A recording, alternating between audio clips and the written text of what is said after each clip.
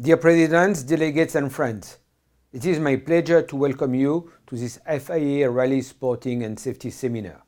Unfortunately, I cannot be with you in person due to prior commitments, but I look forward to hearing the feedback from your time here in Slovenia. I would like to thank you first of all for attending this seminar.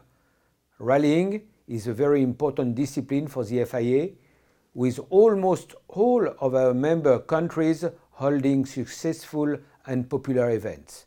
Perhaps the most significant area for consideration here is spectator safety.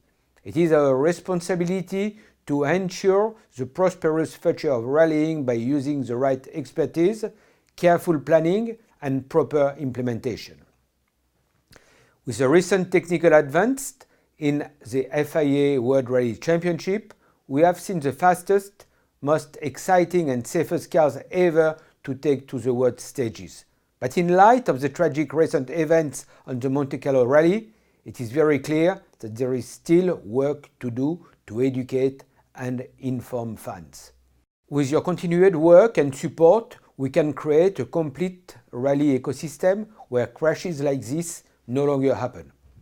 Our role as the FIA, and for most of you as rally officials, is to offer a transparent and fair playing field to the competitors. To continue to improve and deliver this around the world, we need to ensure strong training programs are in place. I hope that this seminar will be both constructive and interactive, as development in our sport is always a process of communication between participants, organizers and regulators.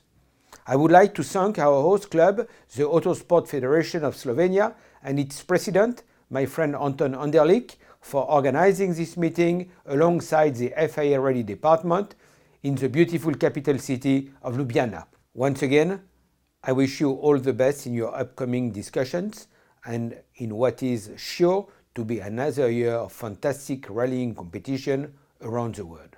Have a nice day.